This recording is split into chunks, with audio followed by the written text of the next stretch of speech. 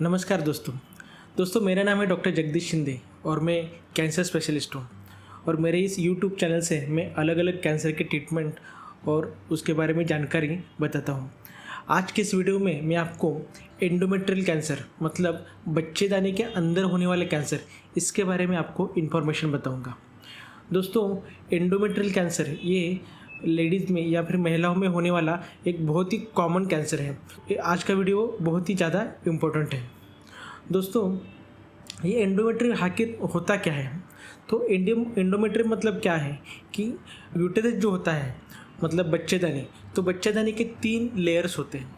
जो सबसे अंदरूनी लेयर होता है उसको एंडोमेट्रियम बोलते हैं, जो मिडल का लेयर होता है उसको मायोमेट्रियम बोलते हैं, और जो सबसे बाहरी लेयर होता है उसको पेरीमेट्रियम बोलते हैं। तो बच्चेदानी के जो सबसे अंदर का लेयर होता है उसका अगर कैंसर हो जाता है तो उसको एंडोमेट्रियल कैंसर हो जाता है, और ये बहुत ही ज़्यादा कॉमन कैंसर है। तो ये एंडोमेट्रियल कैंसर आखिर होता क्यों है?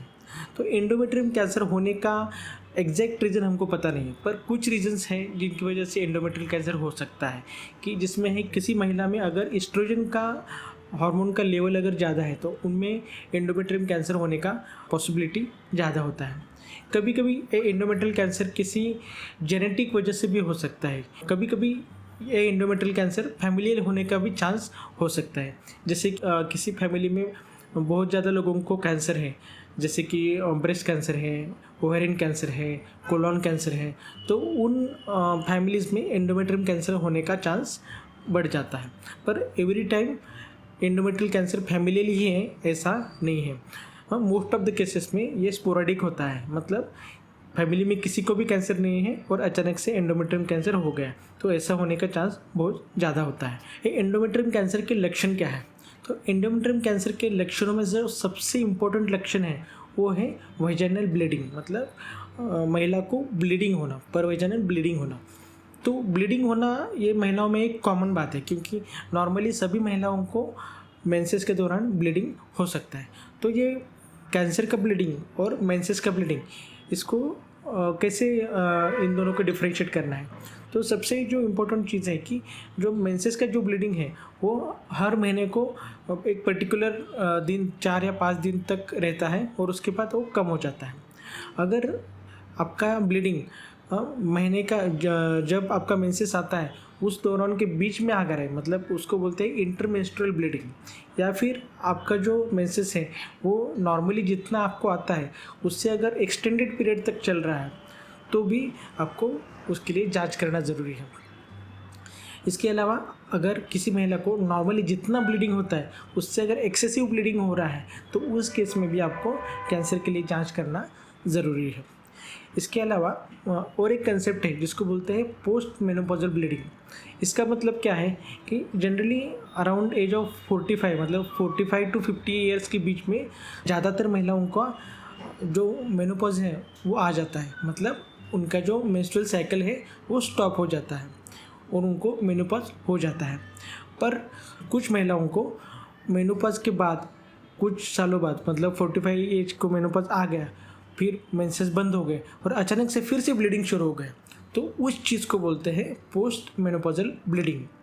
मतलब क्या है कि 1 साल तक कंटिन्यूसली आपको मेनोपॉज है, कम से कम 1 साल मेनोपॉज होना चाहिए, और उसके बाद अगर पेशेंट को ब्लीडिंग हो रहा है तो उस केस में आपको कैंसर के लिए आपका जांच करवाना ज़रूरी है, क्योंकि आपको एंडोमेट्रियम कैंसर होने का चांस है।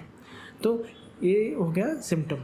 उसके अलावा कुछ पेशेंट्स को बैक एक, मतलब पीठ के पिछले हिस्से में पेन, दर्द हो सकता है, पेट के निचले हिस्से में दर्द हो सकता है।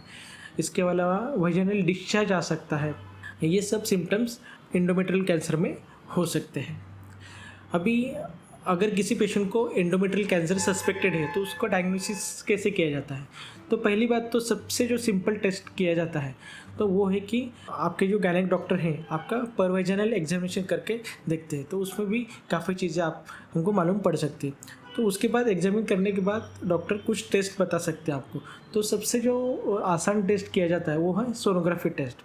तो सोनोग्राफी टेस्ट में काफ़ी बार एंडोमेट्रियम कैंसर का प्राइमरी सस्पिशन है वो रेज होता है, तो सोनोग्राफी टेस्ट में काफ़ी सारी चीज़ें हमको मालूम पड़ सकती है, जैसे कि एंडोमेट्रियम का थिकनेस कितना है। अगर वो थिकनेस ज़रूरत से ज़्यादा है तो हमें आगे का जांच करना ज़रूरी है। उसके अलावा कुछ और टेस्ट है, जैसे कि एंडोमेट्रियल बायोप्सी कर सकते हैं, जिससे हम एंडोमेट्रियम का कैंसर डायग्नोस या फिर कंफर्म कर सकते हैं। हिस्ट्रोस्कोपी नाम का एक टेस्ट होता है जिसमें अंदर से दूरबीन डाल के यूट्रस का एग्जामिनेशन किया जाता है, तो उसमें भी हम एंडोमेट्रियल कैंसर डायग्नोस कर सकते हैं। इसके अलावा कुछ और टेस्ट है, जैसे कि सीटी स्कैन, एमआरआई स्कैन, इससे भी हम और ज़्यादा जानकारी जान सकते हैं। अभी एक बार पेशेंट को एंडोमेट्रियल कैंसर डायग्नोस हो गया तो एंडोमेट्रियम कैंसर का ट्रीटमेंट कैसे किया जाता है। तो एंडोमेट्रियम के कैंसर में 3 टाइप के ट्रीटमेंट किए जाते हैं। पहला जो है वो है सर्जरी, दूसरा जो है वो रेडिएशन थेरेपी, और तीसरा जो है वो कीमोथेरेपी। सर्जरी में क्या किया जाता है, सर्जरी में यूट्रस और लिम्फ नोड्स जो हैं जहाँ पर एंडोमेट्रियम कैंसर स्प्रेड होने का चांस है उसको निकाला जाता है। दूसरे टाइप का जो ट्रीटमेंट है उसमें क्या है कि रेडिएशन में क्या किया जाता है कि कुछ एक्सरेज या गामा रेज ऐसे रेज होते हैं, एक रेडिएशन का मशीन होता है, उसमें एक्सरेज और गामा रेज का ट्रीटमेंट किया जाता है।